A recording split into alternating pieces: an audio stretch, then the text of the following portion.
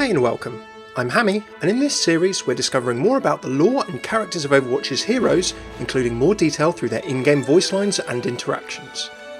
Before any map starts and during the game on various triggers, Overwatch heroes chatter with and react to each other in some funny in-game voice interactions. These give us some great insights into hero character, interests and backstories. In this video we're looking at McCree's story through his interactions with fellow heroes and the world around him. Dealing out justice on his own terms, McCree's currently roaming as a vigilante lawbringer, armed with nothing but his wits and his Peacekeeper revolver. Whether interrupting ramen shop robberies or foiling terrorist attacks on trains, the Overwatch world of the present day could certainly use his services. Will any threat be significant enough that the ex-Blackwatch agent will cease his lone ranging to work together with a team again? We'll have to wait and see. Firstly, we'll go through McCree's lore and story. Machine and robot intelligence and sentience, omnics and the conflicts that have emerged as a result of them have largely defined the history of the Overwatch world over the last 30 years. However, there have been many other threats to peace and stability too during that time. Rogue omnics, warmongering dictators, natural disasters, epidemics and ecological damage were just some of the challenges that the world and Overwatch had to face. Outside of natural disasters, one of the most significant man-made threats was, and continues to be, terrorism and criminal activity. The activities of the known terrorist organisation Talon even led to dedicated Overwatch people and resources being assigned to fight with no lasting success and some devastating personal consequences for those involved. Amongst this complex world of terrorism and crime, an American gang called the Deadlock gang was on the rise. Based out of Deadlock Gorge along Route 66, the gang's main business was in trafficking military hardware and illicit weaponry. Here's where we meet Jesse McCree. Probably around 7 years old or so when the first Omnic crisis started, we know nothing about McCree's early life or how he came into a life of crime, but he was clearly good at it. With resourcefulness in spades, a dead-shot aim to envy, and apparently a mind for strategy, McCree must have been a valuable asset to the gang he became a part of. The Deadlock gang were notorious and became wanted men, to the stage where they gained the attention of Overwatch. Dedicating time and planning to a specific sting operation on the gang, Overwatch struck to win their activities. A number of agents, perhaps led by or including Gabriel Reyes, if his voice lines are anything to go by, swung into action, and McCree and his associates were apprehended. McCree's story may well have ended there, were it not for a deal he was offered while facing jail. His reputation and skills had preceded him, and Jesse was offered a choice, presumably by Reyes. He could either rot in a maximum security lockup or join the covert unit Reyes commanded, Blackwatch, Overwatch's covert ops division. McCree chose the latter, and whilst initially being cynical, the experience of working with Overwatch and Blackwatch clearly had some effect on his outlook on life. From a life of crime, McCree came to believe that he could make amends for his past sins through his work. That didn't change his methods entirely though, it seems. Blackwatch was a clandestine unit, and McCree appreciated the flexibility that this undercover work offered. No bureaucracy, not much red tape. He also played a key role in helping the organisation shape its operating tactics, as we've been told in his digital comic Train Hopper when he sees Talon operatives using them.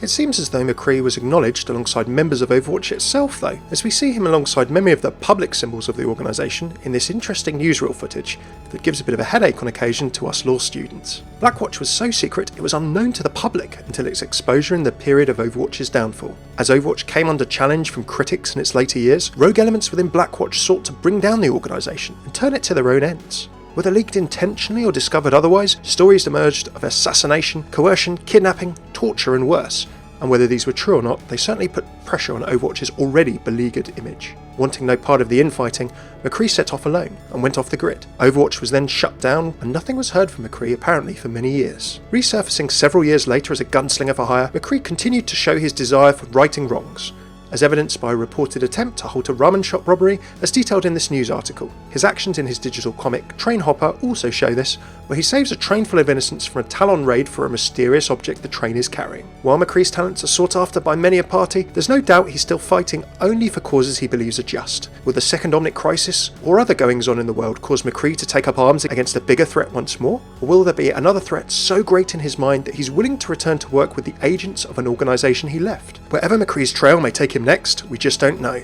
But one thing's for sure. Well, it's high noon somewhere in the world. It's high noon. Personality-wise, McCree styles himself as a Western lawbringer, a mix between a cowboy and a drifter. He's definitely got his own creed of justice of a sort. Justice ain't gonna dispense itself. A man's gotta have rules. And along with that code of justice, McCree's got a Western sense of courtesy. There's definitely some honour among thieves. Happy trails. Much obliged.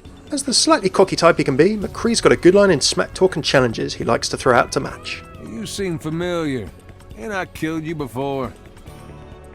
Rest in peace. Call that a fair fight? You gotta work on that aim. Y'all had it coming. You were already dead when you woke up in the morning. Just didn't know it. Till now. McCree's got a few bits of humour that he'll show too. I like both kinds of music. Country and western. Save a horse. Ride a zero-emissions vehicle. No, it's not exactly humour either, but I do love this whistle that I presume is McCree's. Maybe meant to be an idle sound or a menu sound perhaps?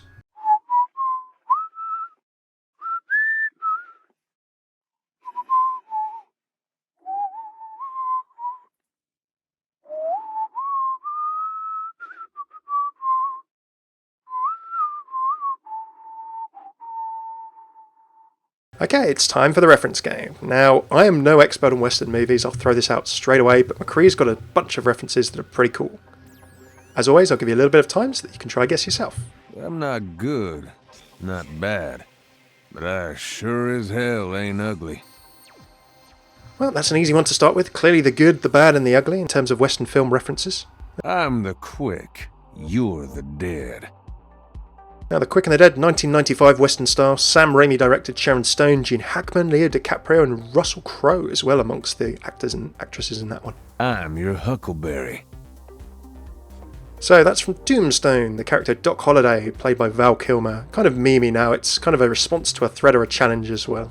Yippee-ki-yay!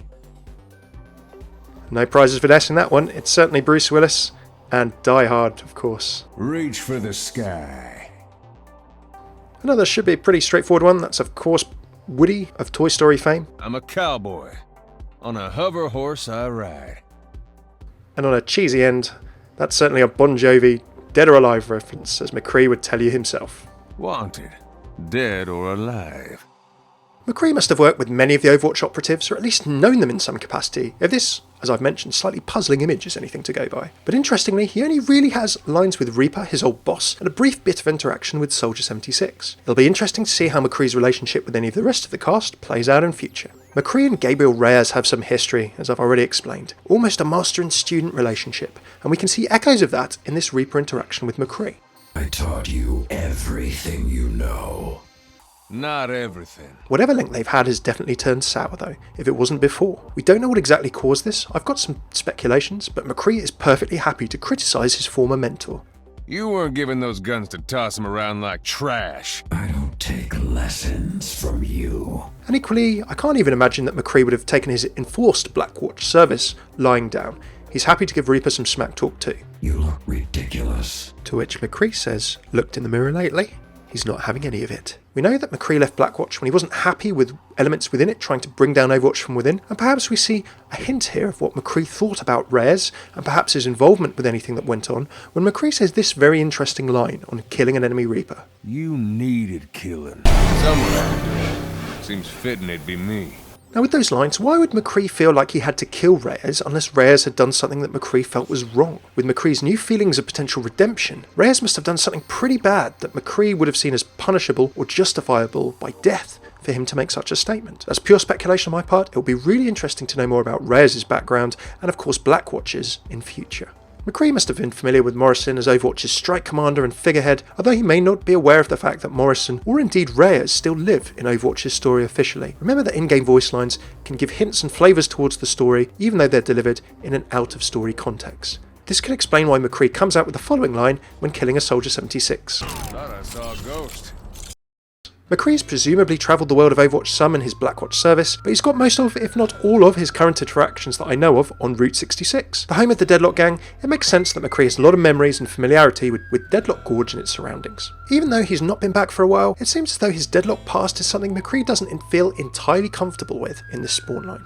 Doesn't feel right coming back here. And he doesn't have great memories of the Panorama Diner's beverage selection either. Yeah, I wouldn't drink the coffee. Always tasted like boiled dirt. Some of McCree's former colleagues clearly haven't forgotten his defection, however. The Deadlock gang is still going. McCree can't help but make a joke when he sees his picture in a few choice placements on dartboards. Oh, ain't it flattering to be remembered? I'm not quite sure what the Route 66 payload is to do with. It looks like it's military tech, perhaps something to do with the space program, who knows. McCree speculates on why his former brothers might want it so badly. Deadlock gang must have wanted it bad. And finally, there's probably also this one that might happen when McCree sees the train in Route 66. Has anyone heard it? Never had much luck with trains. Cheers for tuning in to my Hero Voicelines Lore and Story series. Do check the playlist linked on the left here for more videos like this if you like them. I'm going to be doing the entire cast. If you like this video, please hit that like button below, subscribe, comment away with what lines you enjoy most, heroes you'd like to see covered next too. I really appreciate hearing what you all think. And yep, Mercy and Widowmaker are finally going to be coming soon. My channel also has Lore Bites, my Overwatch quick lore topic series, news, Easter eggs, map lore, tips and more too. Links are all here. Till next time, I've been Hammeh. Thanks for tuning in. Take it easy.